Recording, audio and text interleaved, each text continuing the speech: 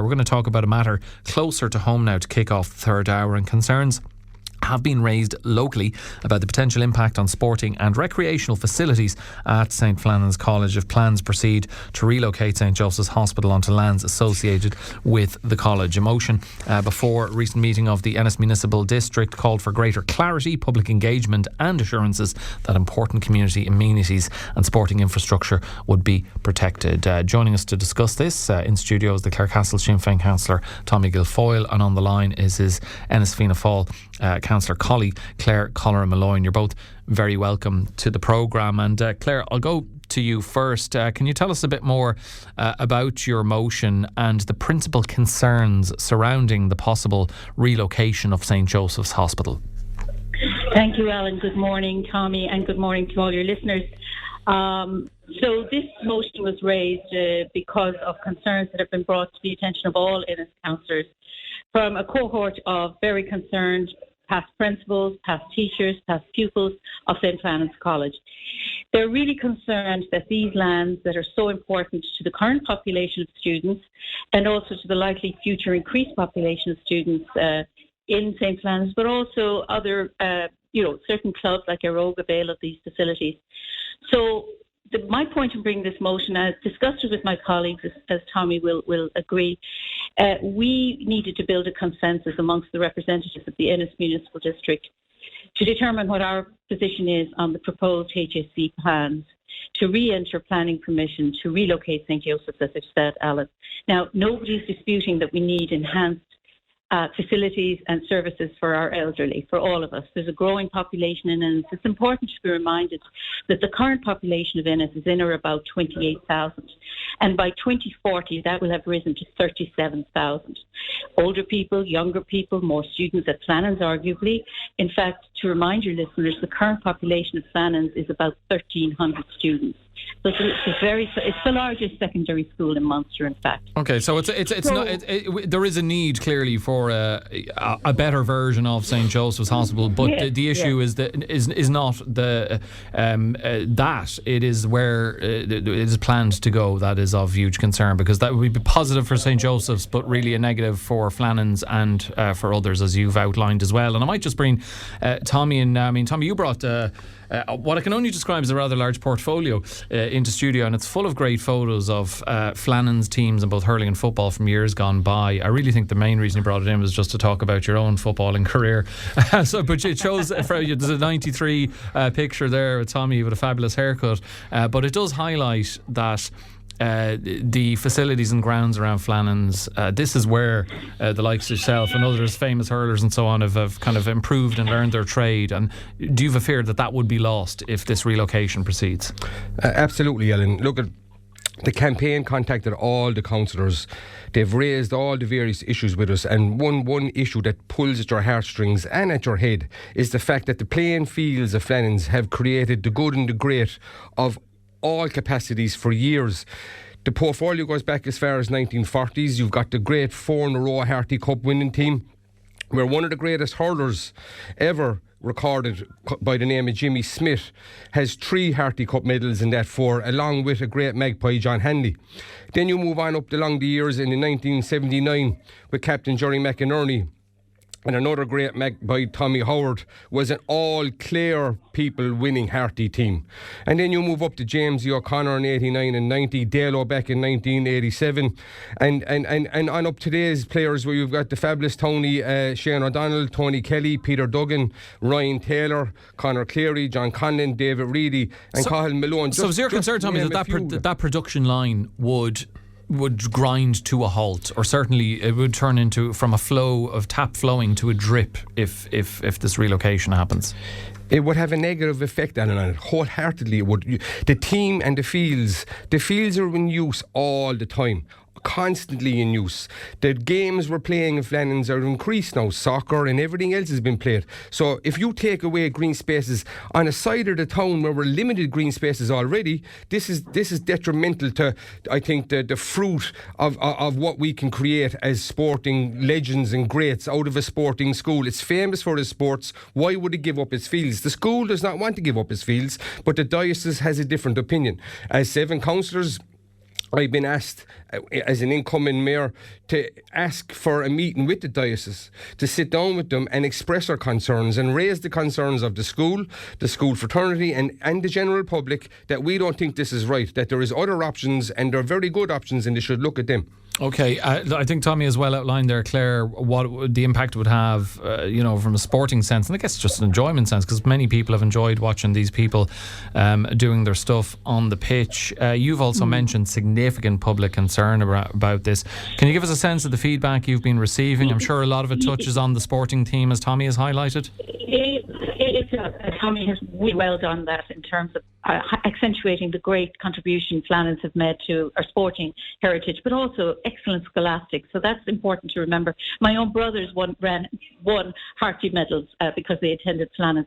And nobody is disputing that the HSE are trying to do a good job in providing for the future needs of our elderly, but not at St. Flannans. And that's what I will be truly trying to communicate to them when our new incoming mayor, Councillor Guilfoyle, accommodates that meeting with the Archdiocese, which we hope will be agreed to. I suppose another thing to consider here, the HSE have the funding to replace and upgrade St. Joseph's. Why would they not consider doing so at the existing site? It's a central site in the town of Ennis. That building could go up. It could even expand a little bit, but better not take car parking. But it could be reconfigured. And then you ask the question, if it was in fact abandoned and they do relocate, not at St. Flannan's, but elsewhere, maybe on other diocesan lands such as at Clarecastle, well, what's going to happen to the existing site? Are we going to have to put up with a derelict public building like we had to for many years with Our Ladies? So we really think there are very key public issues that concern here. And another issue, Alan, monies were raised not from the public purse, but by private charitable donations to improve the existing grounds at Flannan's. In fact, I'm told by a past principal that underneath the grass there is prepared a walkway for the general public. Right now, it's overgrown with grass, but it is there. It's traced.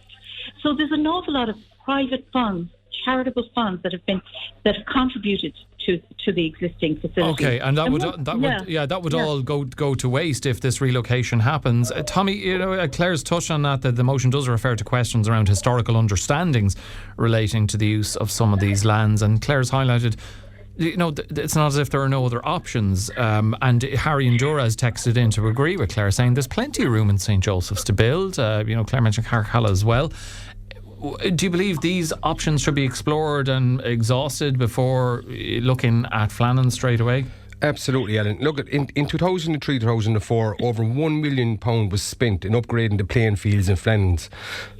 Hard-earned money, and the staff and the students of Flannan's worked hard to earn that.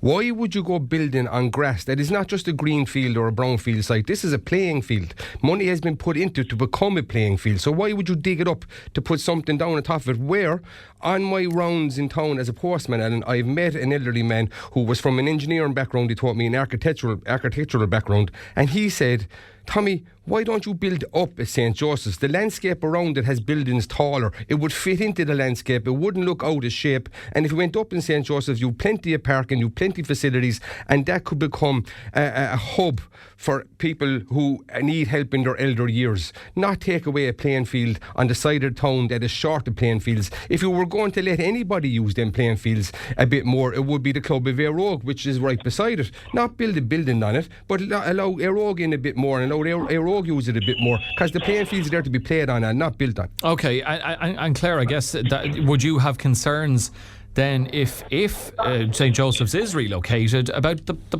possibility of dereliction if that site were just to be vacated without any clear future use? Well, we know from past history, public buildings that are not occupied, it takes a long time to reconfigure their future purpose. So it's likely, most likely, and easily foreseeable that will become a derelict site.